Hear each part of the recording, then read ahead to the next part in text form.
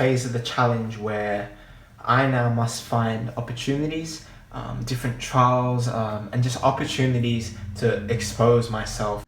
I want to play professionally, but how do I get a soccer trial? What's up, Effective Fam? I wanted to do this video for a long time. I mean, for years. I wrote an article about it before, but now I'm going to do the whole video thing about it now. About how I got football trials in England, in Scotland, for the Australian under-20 national team, in Holland, in Switzerland, everywhere. I've had literally over 20 trials, and I've created them all myself, pretty much out of thin air. And I've tried everything. So I've tried scouts, I've tried agents, I've tried going through coaches, I tried going through technical directors. I've literally tried everything, and done this for 7 years. So I feel like I got that kind of knowledge to teach you and just to give you my experience and all that kind of stuff. So let's get into it.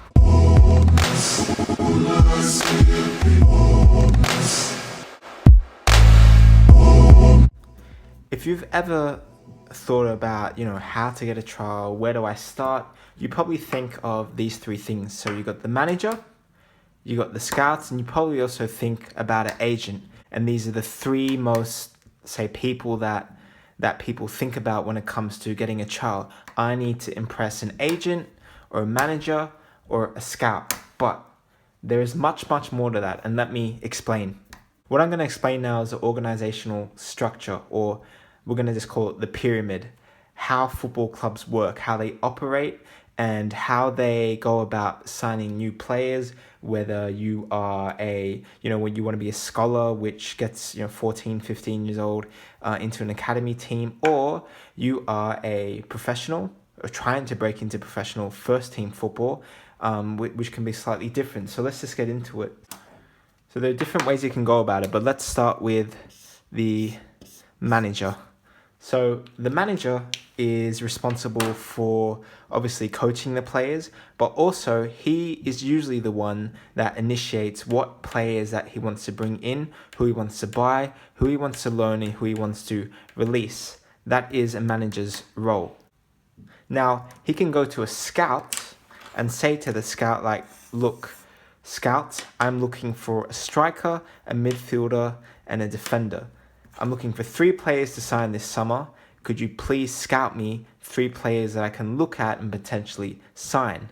So the scout, which could be, if you're a big club like, say, a Manchester United, there'll be scouts looking in literally every league in the world, but most especially the top 5 European leagues. And there will be a scout or a group of scouts that will be, looking at players, looking at what they can do, and will either work solely to scout those players or be working in tandem with the manager to say, giving the manager reports and saying, hey, we got this center midfielder, he's 19 years old and he scored 20 goals in the French league. So he can go to the manager and think, right, here are a couple players, please take a look at their videos, and this is my technical scouting report of these players. And the manager might be like, yeah, no, or he might come back to the scout and be like, nah, find me more players, mate. So that's what can happen. Now, we'll get to agents in a moment, but let me explain how you as a player can now get in touch with a manager or a scout, because in this day and age, it is much more accessible. Let's start with how you can get in contact with a manager. You can impress a manager through a scout. Obviously, the best way is trying to impress a manager directly, but you got the manager, and let me do this now, other players in the team. The manager also will have former colleagues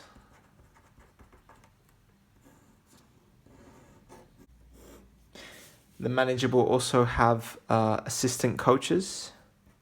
The manager his close circle of people will be the coaches, the scouts, players, and former colleagues. So these are usually the best ways to get in touch with a manager. Scouts in this day and age are usually present in 4 ways. So scouts will usually be looking at different types of football academies. Scouts will be looking at football academies, seeing what kind of players are playing the best type of academy football. They'll be looking at local matches. Maybe they heard somewhere that some player 13 years old scored 30 goals in a regional season, and so a scout heard about that. Now he's going to go look at that guy's match. Obviously open trials is another one. There are a lot of companies doing this now with open trials. And then finally camps, and this is kind of like a yes or a no, kind of maybe kind of thing. But if you go to a decent camp, especially a talent identification camp, then there will be scouts watching, or possibly even the manager himself.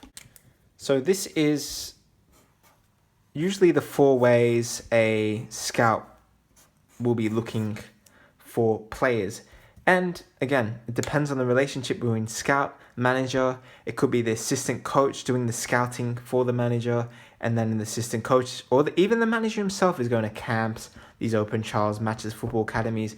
It's all relative. It all depends on the context. It all depends on, if it's a junior club, amateur club. Obviously, the first team manager is usually, if it's a very high professional level, he's usually not going to open trials. It's not like you'll see Arsene Wenger or Jose Mourinho at open trials, but he may be looking at, matches, a 20-year-old player that he's really interested in. So that's one. A typical scenario which will happen is a scout will be present at a match. Okay, he'll be present at a local match. He sees that you do really well, so that scout may then go to the manager and say, "Hey, look, we got this really good 15-year-old kid. He's in the match that I saw him in. He's pacey, he's quick. He could be the next Marcus Rashford. Jose, can you please take a look at him?" All right. So the scout has referred him to the manager. Manager says, "Okay, let's take him in on a 1-week trial during preseason. And let's call the kid Billy." Billy goes on a 1-week trial. The manager thinks he's a really good player, and this is what happens next. So the manager says, "We want this kid. His name is..." Oh man, this is such a bad drawing. Oops. But this kid is Billy. Billy's really good. We want Billy. He's good with his feet. He scores a lot of goals. Jose says, "We want Billy. This is Billy." So the manager goes to the sports director, or he could go to the president, or he could go to the head of academy if he's a younger player. It depends. The sports director can be called a technical director or director of football, or some generic term along those lines. Maybe it can be the president, head of academy, who knows.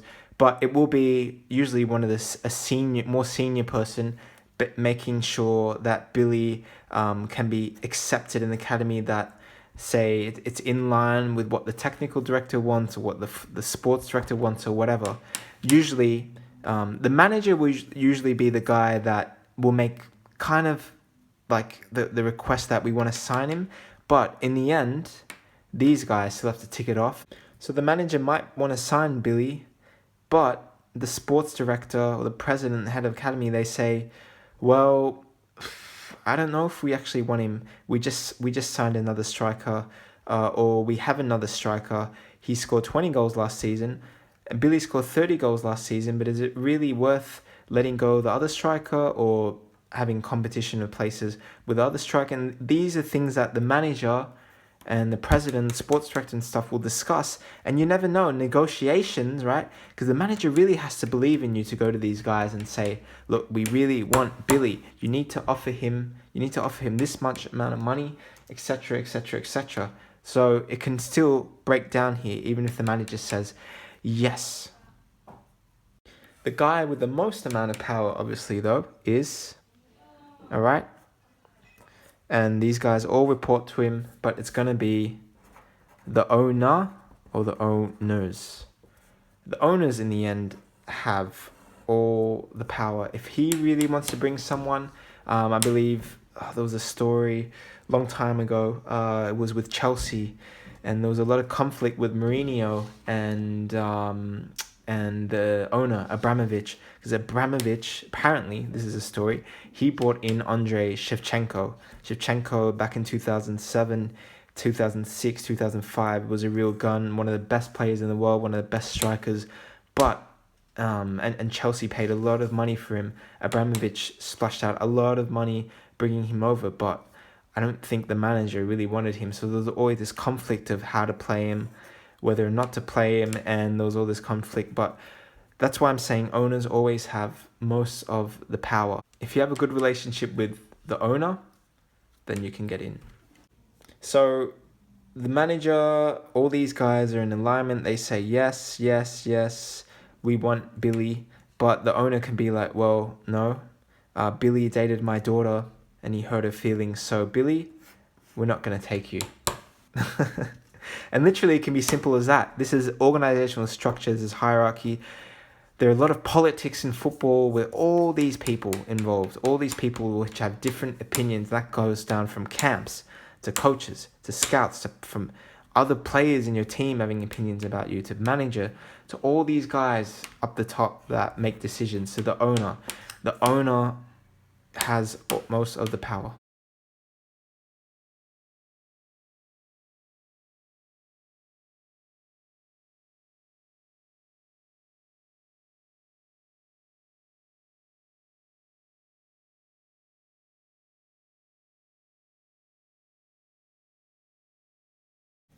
So agents will think of you as their gold.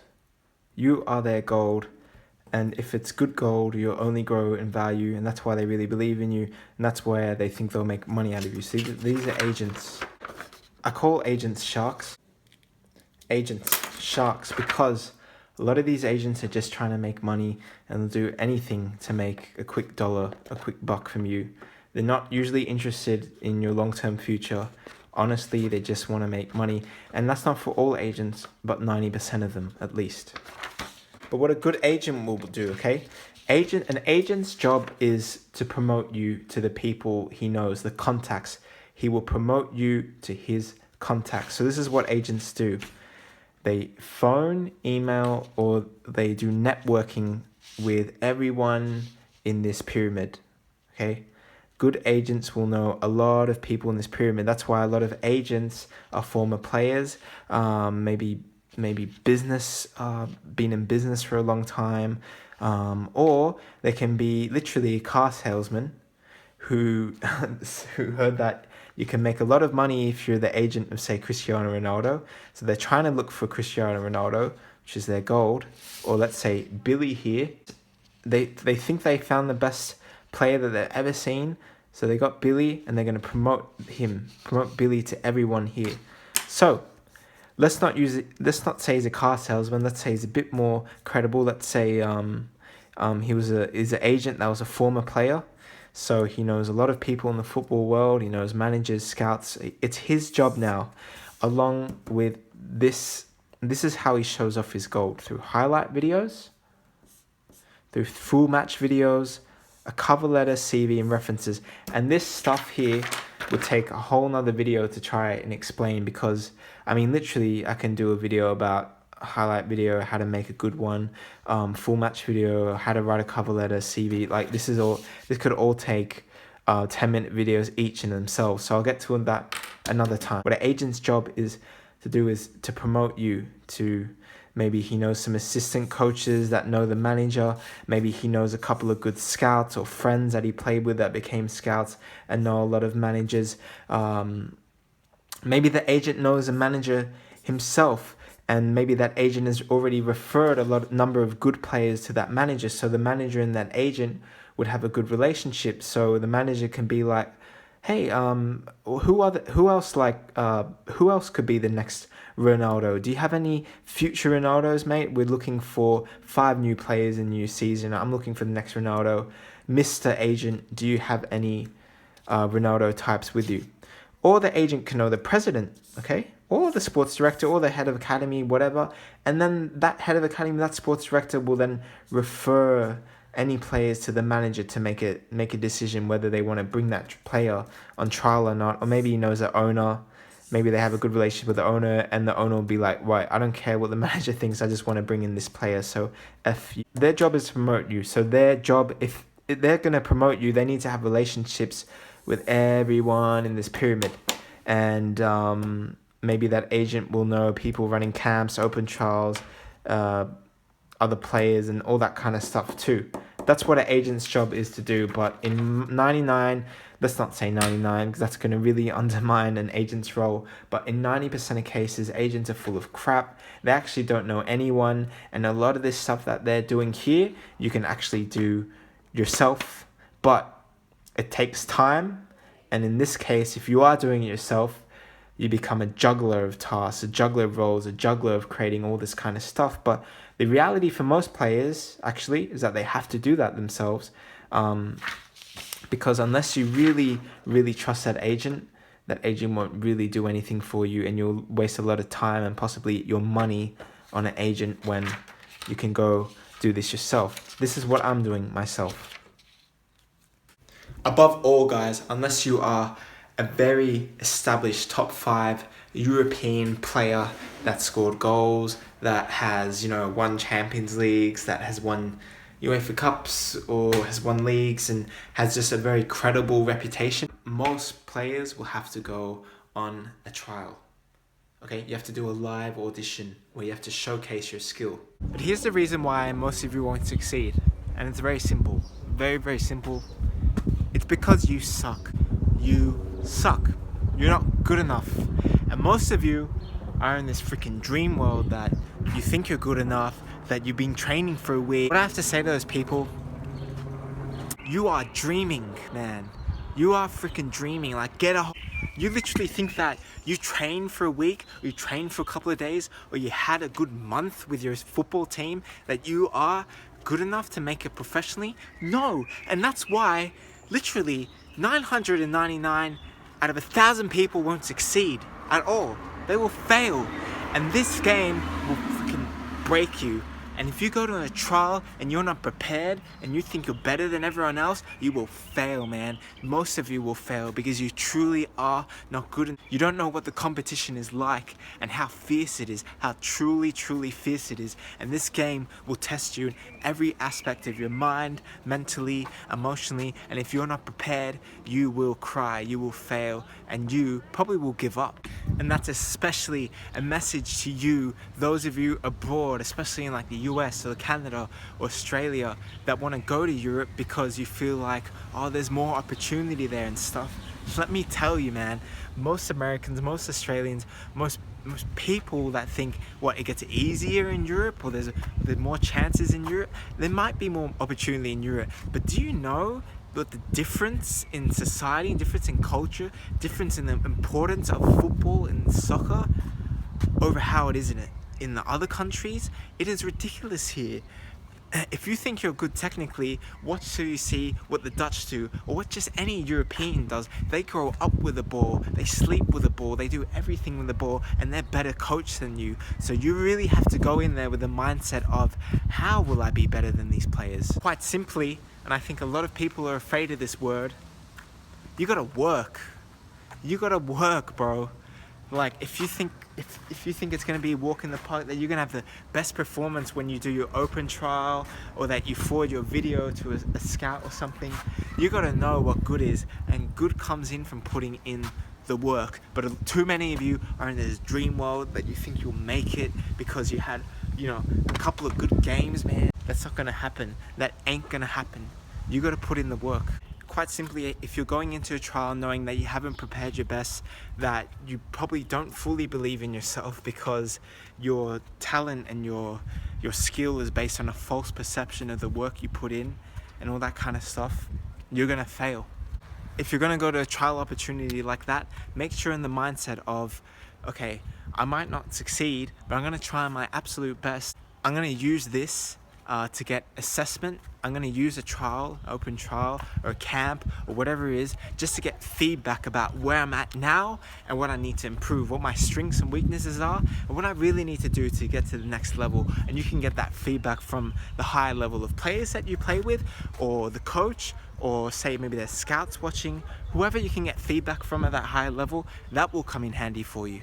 Quite simply, you will be embarrassed if you haven't been training, if you're not at 110% of your game. So make sure you put in the work. And that's why I always preach effective, because train effective is everything that I wanted when I was going through trial periods in the past, etc. And trial periods now, I'm glad that I have train effective, because I know with train effective I can improve my technique, my mental ability, my understanding of tactics, my strength, my everything. And that's why if you are going to go into a trial, if you're thinking about getting a football trial, if you're thinking of getting a professional contract one day, the work starts, and doesn't start tomorrow, doesn't start next month, it starts today. Okay, you can start making a commitment today. You can start following a program today. You don't need much space, you don't need much equipment. What you do need is a certain work ethic, a certain mentality. And I promise, if you put in the work, you will get results. Who knows if that will be a professional level or not? That's why you got to test yourself in trials. That's why you got to find opportunities. And if they don't come to you, you have to make them. And that's what this video is about today, guys. I hope you got a lot of value out of it. Please leave a comment below if you got any questions. Leave a comment. You can Snapchat me, you can DM me on Instagram. Happy to take your questions, but otherwise, effective fam. Salute, effective fam. Effective fam. I gotta find some sort of like gesture for the effective fam, no? I don't know. If you do have a gesture, please comment that too. Effective fam, peace. Oh yeah, and PS, over the next 60 days, I'll be showing exactly how I'm going to get trials, how I'm going to create opportunities, how exactly I'm putting in the work. So if you found this video of value, make sure you hit subscribe here. Subscribe. Hit it. Hit it. And you're going to learn a lot. Today we're doing the match prep.